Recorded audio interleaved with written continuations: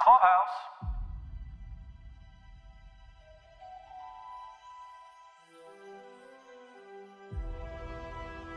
Welcome back to a galaxy far, far away for the How Uncivilized podcast covering the new Obi-Wan Kenobi series from Disney+.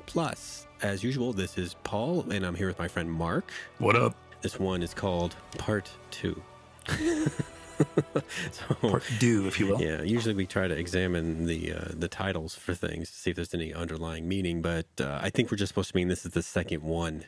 All right, this one picks up with Daiyu? Daiyu. Is it the planet? Is it Tokyo meets New York City meets Blade Runner? I heard Hong Kong might have been in there too.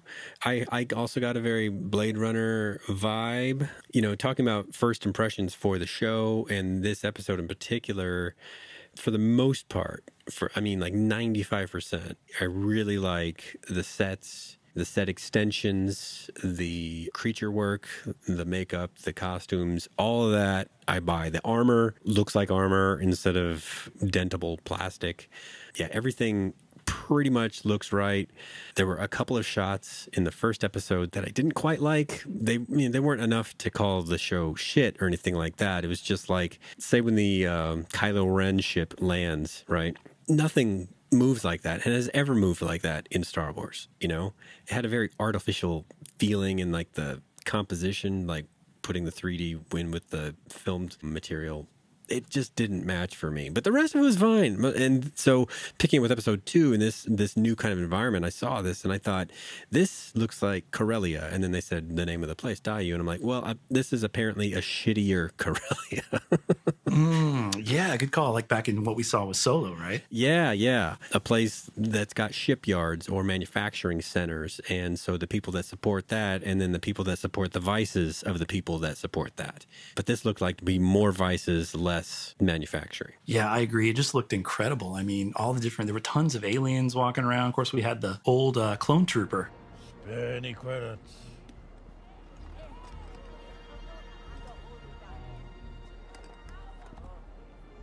Help a veteran get a warm meal.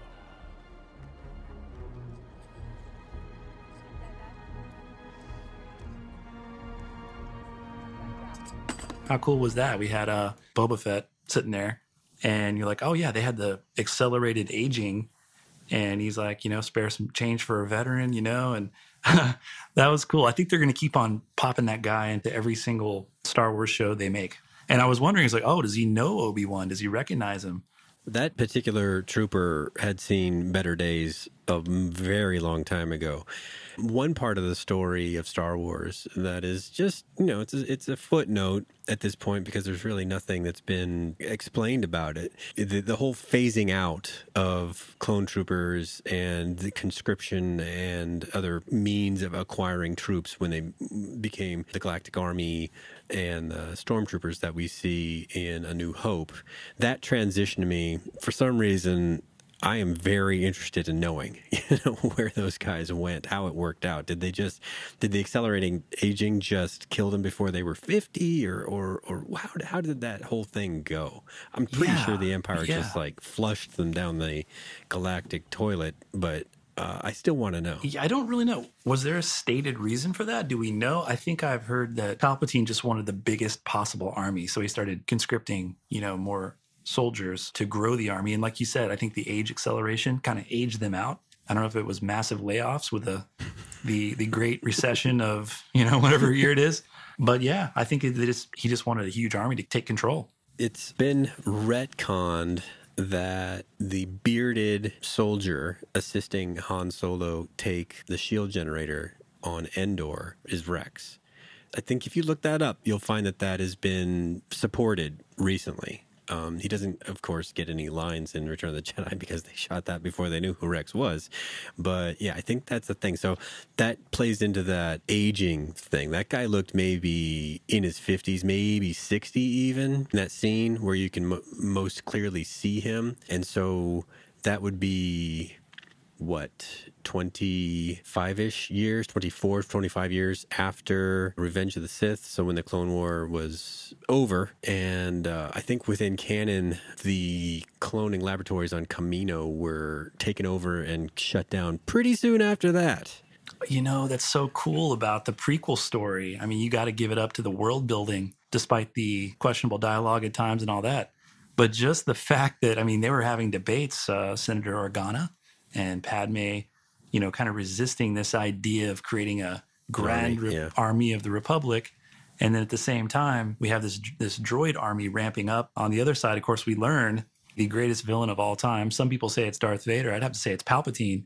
It took 6 films, I guess you could say 7 if you count The Rise of Skywalker, but to fully appreciate his treachery, it's like how many? It's like so many films that he was there doing his thing, getting these pieces into place, and took a galaxy that pretty much was pretty peaceful and didn't even really have standing armies to a creation of a war of 2 big armies, and then making them go to war with each other and engineering all that. And then now we see a world where there's all this militarism and authoritarianism everywhere that he did by design in the name. And I like how he's, all this evil spewing out. He's like, and then we shall have peace. Once more, the Sith will rule the galaxy. And we shall have peace. That's the thing with that kind of authoritarianism, that some of them can fool themselves into thinking that once they have enough control, then there will be peace. But I think Palpatine has proven that he's kind of disingenuous on that. He just really likes the power. Yeah, I guess the bad guy doesn't ever think they're the bad guy. True enough. All right, so like the first episode, I think I like this episode a little better. There's something about kids that instantly takes what could be awesome and tempers it somehow. Where unless they bring whatever that kid's doing up to the level of the adults, then it's like playing tag. And so they had a little bit of that in the last episode where like they're chasing her through the forest and they're clearly just like taking baby steps behind her because their legs are much longer than hers, but the chase would be over in 2 steps if they ran. So, they've got to just toddle along behind her. That's so far my only gripe with the presence of a kid in the show.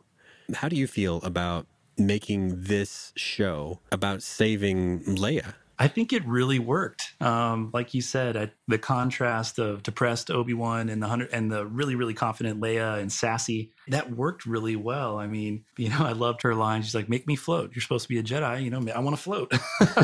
That was great. And I mean, it was just good to see Ben being like Detective Ben again, like he was in episode 2 with that guy Dex, and he's got the mystery of the poison dart.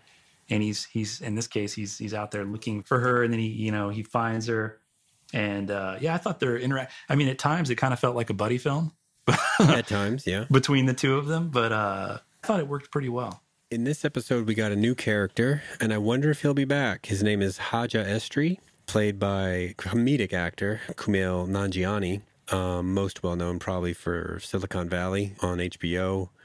But he was recently in The Eternals, and which he bulked up for. He was in the movie called The Big Sick. That was it was like semi-autobiographical. You ever see that movie? I did not, but I was a Silicon Valley fan, and I got to be honest. Whenever that scene came up, and there he was, and and he was doing his comedic shtick. I mean, he's a well-known comedian, and to me, it kind of pulled me out of the whole thing. I'm like, oh okay, boy, that's fair. I felt like it was a little over the top. A little cheesy. I mean, you could see him in the writer's room going, oh, how funny would it be to have this fake Jedi? And it was, I think it was one of those things that in concept is really funny and pretty cool. But then the execution of it, I wasn't the biggest fan. Humor in Star Wars is always tough. It's always been tough. And Kumail has one kind of delivery. He's not really an actor. He's a comedian who can remember his lines. Anywhere you see him, he has that same affect, that same delivery that he had in Silicon Valley. It's funny the way he says things is funny, and his timing and all that. I don't think he can turn that off, apparently. Yeah, no, I do think he's funny. It's just kind of like the Flea thing. Where you're going, oh, it's Silicon Valley, and you're like, oh, okay, now I'm not there anymore. But once you get okay with it, and he's in the story later on, and he kind of redeems himself. That worked a little better for me. But I mean, it definitely was funny, that just the whole con man angle. And interesting that it was not completely shitty either. It was not altruistic, but in the end, he was helping people that needed help. It's just sort of under a false pretense. Not sort of. It was exactly under a false pretense. Yeah, he likes credits. You can buy so many different things with him. Do I like credits? Yeah. There's so much stuff you can buy with credits. Like I said, Star Wars humor is tough. The Last Jedi put some in there, and that film has a very mixed reception in the Star Wars fandom. Some of the best lines I've enjoyed weren't really meant to be funny, like when Han Solo is leaving Echo Base, or trying to leave Echo Base, and General Reckon is like, well, a death mark's not an easy thing to live with. That's not played for laughs, but if you think about it, that's a pretty goddamn funny line, right? A death mark's not an easy thing to live with. No, it's not. That's why it's a death mark, right? Or Obi-Wan Kenobi on Camino, when they're asking him, do you want to go see the clones? And he's like, well, that's why I'm here. Oh, that was great. Yeah. But you must be anxious to inspect the units for yourself. That's why I'm here. That's not meant to be funny exactly, but every time I see it, I do laugh because his delivery and his timing and all that is funny, but it's never meant to have that comedic actor's bent to it like Kumail can't not do. Yeah, another piece of humor, calling back to Han Solo, that this episode made me think of, was when Leia was sitting there reading Obi-Wan's mind, because like you said, her force power, she's has hyper intuition, and she's kind of picking apart his intentions because she's trying to understand, is he on my side or is he not on my side? And she ends up, of course, running away. But it just made me think of Han Solo, getting his mind read all the time by Leia. I was like, oh man, he never had a shot. And then if you think, right? Oh man, that's a whole new outlook on why that guy couldn't win an argument, right? Yeah, that kind of paints a different picture of their relationship. And of course, in the sequel trilogy, we have the whole dialogue between he and Finn, where Han Solo's like, okay, Finn, you got bigger problems, because they always know, And so now I was thinking that, I was like, oh, I see what he meant. He's like, yeah, he had a problem with that. Finn's got this big problem because he's trying to pretend like he's this spy, right? Mm-hmm. All right, so let's take a look at this episode's big events, because there are a couple minor characters, but nobody really important, at least not yet, crops up. Big events as I see them are Ben finds Leia. They make a run for it. Reva finds them, and then they get away. So those are the big events. So let's break down what was cool and noteworthy within those scenes. Let's start with breaking out Leia. Did you get any kind of A New Hope vibe from Ben breaking Leia out of the cell? I didn't think that, but now that you say that, yeah, absolutely. If you think about it, listeners, they broke her out of a cell. She immediately runs into someone that's not a walking carpet, but is a very tall, shaggy being. Oh, yeah. Right. And then the next step is her rescuer attempts to tell her what to do, but that doesn't really work. Remember, Han tries to say, look, your worshipfulness, let's get one thing straight. I take orders from just one person, me. So one day still alive. And that's the same kind of thing happening here. She's just much younger and doesn't quite have the experience to know what to say just yet. But you can see where it's kind of like building in her, starting with these kind of events in her life. Well, how about that little actress? I mean, she did a great job, and it was just, and the writing, the whole thing with her treatment was just really good. It was just fun, the interaction, and how she just kept on being sassy. Just when you thought she was going to stop, she would double down, Right.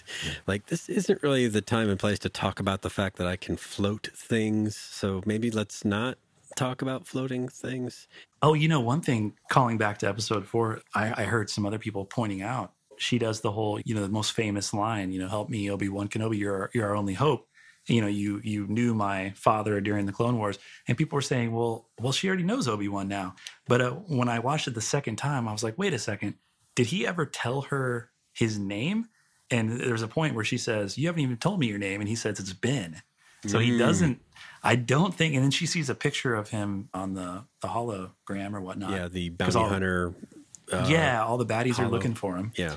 And that's why she thinks, oh, you were setting me up, because she's so smart. She figured that out. But yeah, and so people were saying, does that screw up episode 4? So I don't know. I think that maybe she knew him as Ben, and so it'll be interesting to see if she doesn't connect that dot and she thinks he's some other Jedi that's not Obi-Wan. We'll have to keep an eye on that if he ever says his actual name or mention the name Kenobi.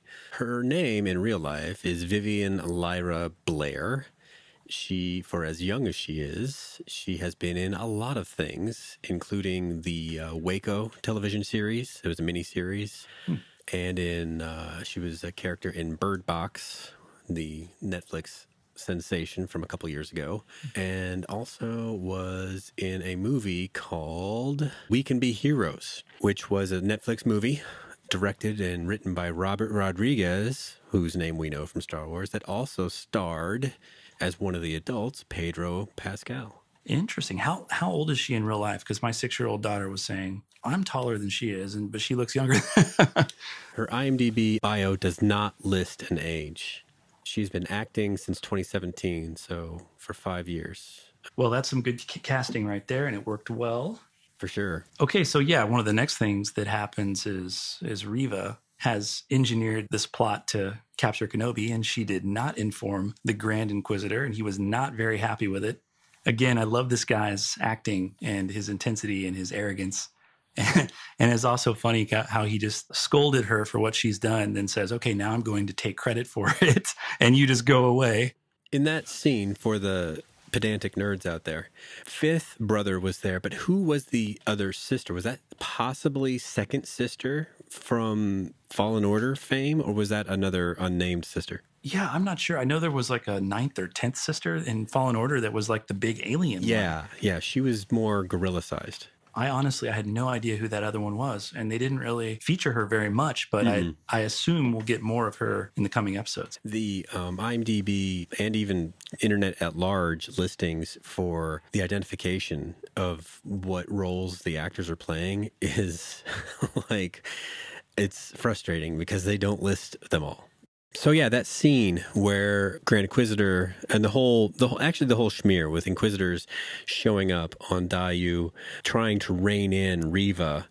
I don't know. I think she was kind of unrein-inable before they got there. Like, she was going to go through with this no matter who showed up. Maybe if Vader showed up, that'd have been a totally different ball of wax. But this bunch, she wasn't so worried about. Yeah, she was going to do her thing. It was a smart plan. It worked. And it was great how he was going to take advantage of it. So now we have this big chase scene that we enter into, and she's kind of doing the Batman thing, hanging up on the rooftop, like waiting for something to happen. I thought that was pretty cool. That was cool, but then it worked out to be, because of the length of the chase, bordering on too much, like parkouring, like for 15 minutes across. I was gonna say, I noticed that too, because the whole scene where Leia was falling, and we'll get to that, and the gunfight that was happening between the Velociraptor guy, who's like a meme waiting to happen. And I'm like, okay, she's seeing the gunfight. Surely she'll be there. And then she's, like you said, parkour for like 10 minutes. And I'm like, man, she must have taken the long way. We'll handle this. We'll take the long way. Right. Well, when you're parkouring over buildings, what looks like only a couple buildings away on TV, I guess that's really far, because she was doing that a really long time. You got to force push towers into bridges and things like that. It's a whole new kind of extreme sport. Did the cause of the chase, did that register with you? Were you like, well, that's a good reason for this child to run away? Or was it like, come on, kid, he broke you out of jail. Like, you're jumping to conclusions here. Yeah, I thought it worked because she saw the picture and she's like, wait a second, you're the target here. And it was kind of a setup. And so I thought it was viable. I believed it. And it was a little ridiculous, but it's true to her character, I guess. But yeah, I agree with you. The chase kind of went on a little too long, but of course it culminates in her falling, and that was pretty tense. Yeah. And I don't know about you, question. Did you catch the fact that Obi-Wan hadn't used the Force the whole time? I didn't really catch that. And then when that happened, I was like, oh, I guess he hadn't been using the Force. I think that's true. I think that's true. He may have even closed himself off to the Force as to not draw attention to himself. As mentioned in the Fallen Order game, the mentor figure for your character, Cal, she is a Jedi who did that. She cut herself off from the Force and made it so that she couldn't use the Force, but also she couldn't like be cerebroed by other Force users. So I think that's true. I think that's exactly true. That's the reason that it taxed him so much. I was trying to actually remember, was he a great telekinetic user previous? And I think he was pretty good. If you look at what he was able to do in the prequel series and the Clone Wars cartoons or animated series, he was not weak in telekinesis. Do you recall? Well, these aren't the droids you're looking for. No, he was considered to be, one of the most powerful ones. So I think you're right. I think he was so shell-shocked by the trauma of what happened with the Purge that he just shut her down. She closed down shop. So I thought that worked really well when, we have Leia falling to her death and it's do or die. And that's the moment that he kicked it in and it worked out. I thought that was awesome. Didn't get that Gwen Stacy moment where she doesn't make it. No, she does make it because we need her to make it because the whole galaxy needs her later on. All right, so the big moment in the cargo facility where there's the come to Jesus moment between Reva and the Grand Inquisitor. Did you see that coming? Oh, I did not see that coming. I think we talked about it. We kind of know what's going on with Rebels in the future, so there's a sense of timeline. And I guess they were channeling their inner George Martin over here and just decided to go ahead and just kill them all. Man, I know. I was shocked. I was like, wait, what? And so I am confused. It was Simpsons level, what? I did a little tiny amount of research before this podcast, and similar to how we got in Rogue One when they're looking for the plans for the Death Star in the data center, and they run across something that's about how to track ships in hyperspace. But they just put it on screen for a second, but they don't pay it any mind because they're looking for Death Star plans, not, other things. And then the next movie they put out is The Last Jedi, which, what do? They track ships in hyperspace. And so it's just a tiny Easter egg that's there to establish enough pattern that, the Empire was working on this a long time ago. So yeah, it's something that the First Order can do many years later. So I wonder if we're getting that same kind of feel here. Yeah, I'm blanking on her name. Who is Boba Fett's sidekick? Is it Fennec, yeah, thank you. So Fennec, we had her get the mods, right? She was taken in. She got blown apart, yeah. And then Boba Fett got her whole middle section replaced. Yeah, so we know that that's a capability. So that's my best guess is we're going to get, he's going to get some sort of mod. He's going to get patched up, and he's going to make it through. Because if you look at his armor in the Rebels show and his armor in this show, they're similar, but they're not the same. It was definitely, that thing went through it was full Han Solo style. Yeah. Just a little lower. Yeah, right. To the gut. It should be pretty fatal, but, we might in the next episode see Fifth Brother run and be like, what are you doing? And then pick him up and run to the doctor. We've seen other Jedi survive more and die from less. Qui-Gon died from about the same injury, and then canonically, Darth Maul was cut in half and lived through that. Yeah, so there's plenty of precedent that he's going to make it. Does this mean that Reva is going to be rogue now? She's gone against her master, so to speak. That's an interesting question. She could, in the very near term, super near term, if he's unconscious, she could play it like, well, we were in a fight with a Jedi. He used his lightsaber and struck down the Grand Inquisitor. Because it doesn't say if it's a green blade or a red blade. It just says wound. And so they may not know better. If the guy comes through, though, they'll get the full story, I'm pretty sure, once he wakes up. But yeah, it might not be insurmountable right away. We might have a he said, she said situation that's got to be arbitrated by a certain Dark Lord of the Sith. Yeah, and that guy might just care about the results, not really about administrative details. Nice callback there. Yeah. So yeah, I think you're right. That's it's going to be interesting to see how that plays out. And man, we had Kenobi just kind of cowering. He was trying to get pumped up, ready to go, but he was kind of scared. And so then we got to get to the big moment where, she reveals. I was surprised she knows that Vader is Anakin Skywalker. I was really surprised by how does she know that? I want to know more about, what that tells me. Maybe they have some sort of, maybe he confides in her. I didn't think the Inquisitors would know that. Well, let's get into our questions section. How would she know that? I wasn't prepared for that question. That's a great question. How would she know that? That's why I think she's one of the 5 Padawans from the opening scene. That's why I think I have that theory that I stated in the last episode where she blames everything on Anakin. And so somehow she was very close to seeing it all. Maybe she survived seeing Anakin strike down that other room of Padawans. Then why is she trying to serve him so aggressively? Maybe she just wants to get close. Maybe. Maybe she's trying to kill him, you think? Maybe. I mean, maybe the Grand Inquisitor is like the only one of the bunch that gets to talk to him directly at this stage. Huh. Because I know at a certain point, Vader takes them over completely, but I don't know if that's happened yet. Do you know? I think at this point, yes. Yes, he's in charge of them. He doesn't like them. There's definitely animosity there, and they're afraid of him for sure. But she seems to be very excited about bringing Kenobi before Vader, and I thought that was great delivery when she was like, "You didn't know, that he was still alive." And as soon as he hears Vader, the name, you see his eyes. He's just like, "What the heck?" That was remarkable. This is the first role I've seen this actress in. So, now that I've seen her hate so strongly, I don't know if I could see her in like a romantic comedy after this and totally buy it. You know what I mean? Yeah. She's coming apart at the seams. She's bringing the hate. It's a contrast with the other Inquisitors who are a lot more reserved. And she was really taunting Obi-Wan, which is that was an interesting dynamic. Yeah, did that moment hit you pretty hard as well as far as... Because I always wonder, I didn't know that if Obi-Wan knew or not. I guess he's been out in the desert. He would have no idea that Vader was still around. Well, he's totally disconnected from everything. They're in the Outer Rim, so they're marginally affiliated with the central government. Stormtroopers can come and do what they do, but mostly because they carry rifles, but not really because the Empire's the law around there in the strictest sense.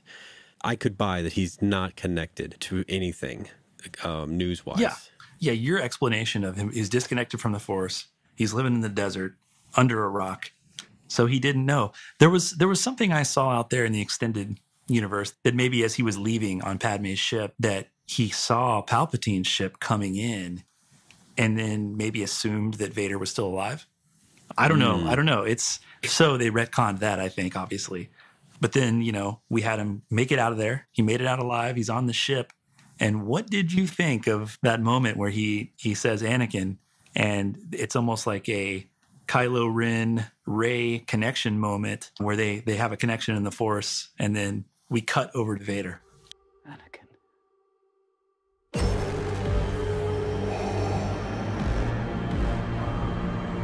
Breathtaking, really. The intense mixture of fear and bewilderment and awe and surprise and every other kind of emotion that exists only on the furthest edges of your nerves was playing across his face when he was making all those connections. Whatever version of the truth is that might involve everything that we've mentioned here just now was working out in his mind, and none of it really mattered because the fact was there was a Vader and he didn't know. Yeah, it was a really good performance. And then the way Anakin Vader looked was interesting because he looked pretty gnarly and kind of bloated like we saw in Return of the Jedi with old Anakin. And I was surprised by that because I didn't know, what he might look like, being that it's, he's still a little younger, but it wasn't looking so hot. Yeah, I think that's a Bacta tank.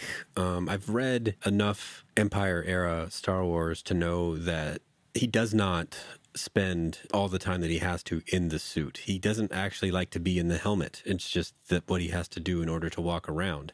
The chamber that we get to see in Empire is like a positive pressure type environment where he can actually be outside of his helmet and it like forces air into his lungs. That's what I mean by positive pressure. It's like it seeps into the holes, right? Kind of like a CPAP, but without things being up your nose right then. Yeah, or maybe he can actually sustain himself with the Force, but it's probably hard and painful to do. And only for a while. Short stints. I mean, seconds. I forget which book it was. It might have even been the novelization of Empire, but it was like a challenge for him to retain that small amount of humanity by not having to exist in the helmet, but he could only do it for moments. But it was a challenge that he made for himself every time he came out of the chamber, was to see how long he could last, but it was only like 10 seconds. Kind of like Mary Poppins, Princess Leia in The Last Jedi in space. Kind of like that short do-over time that Jedi are allowed.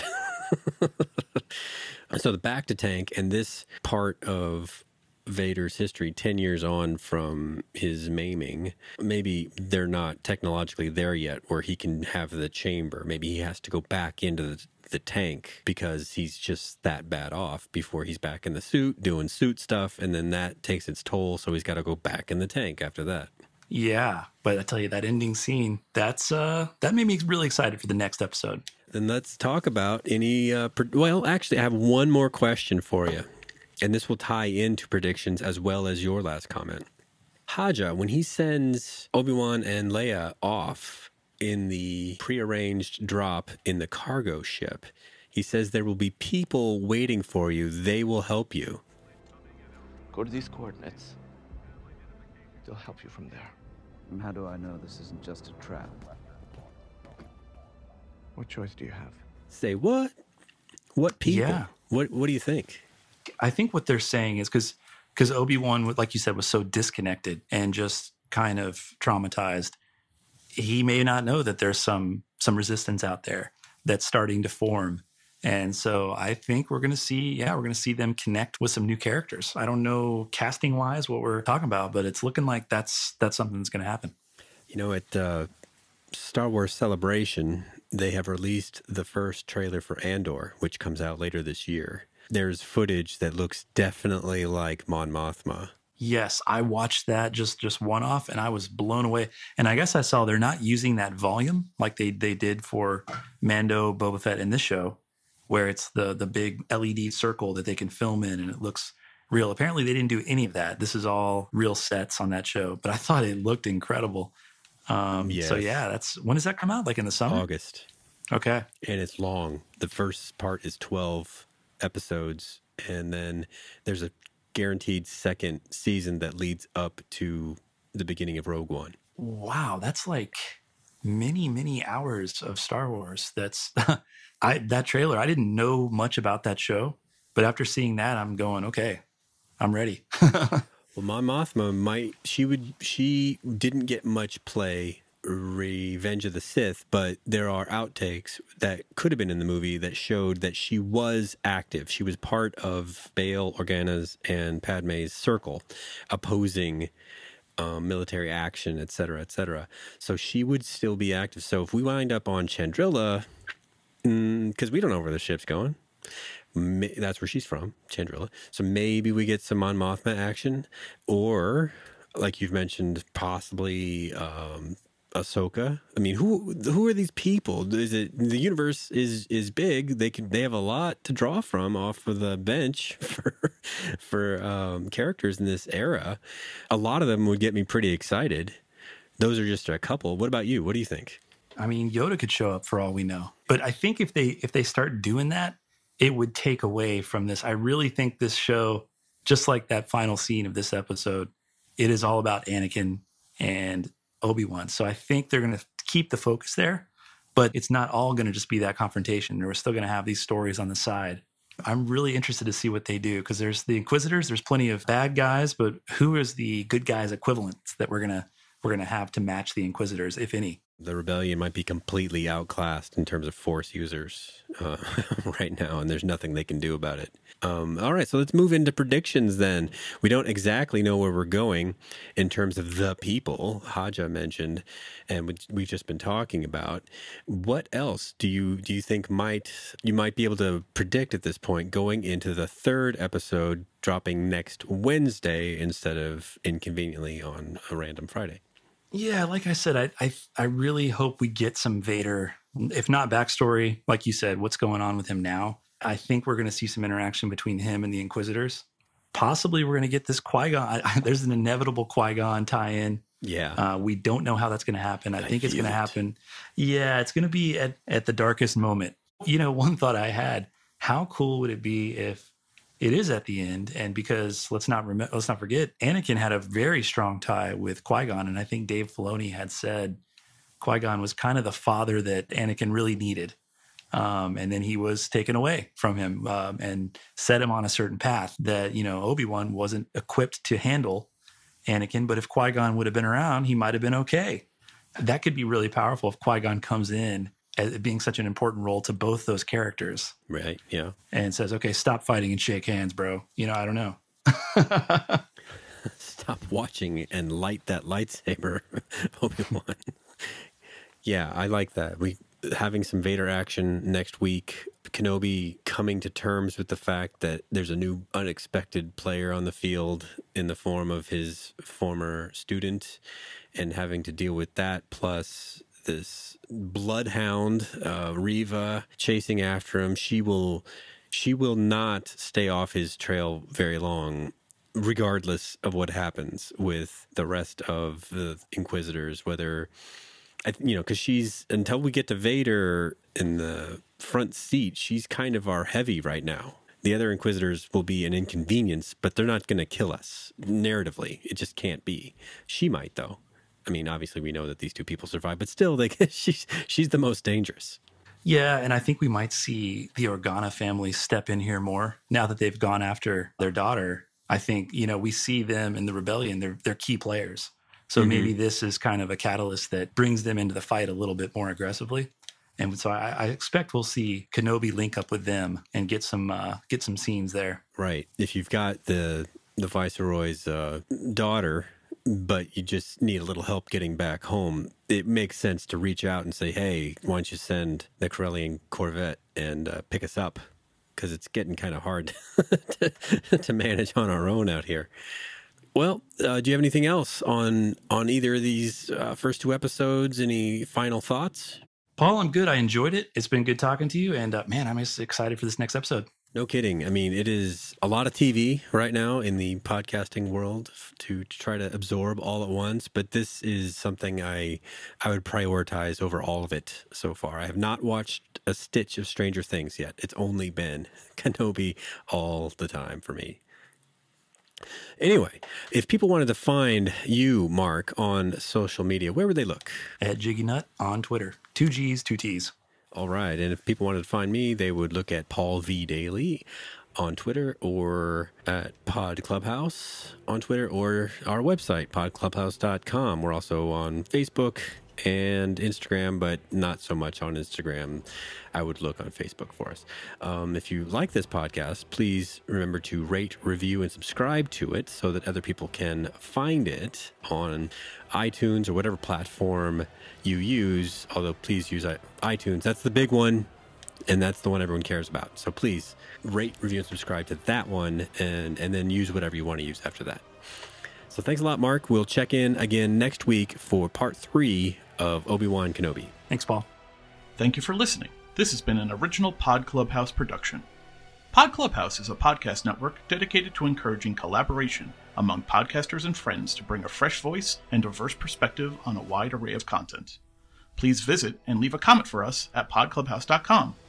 Rate, review, and subscribe to our podcast feeds on Apple Podcasts. Follow us on Twitter, Instagram, and Facebook. You can find us at Pod Clubhouse.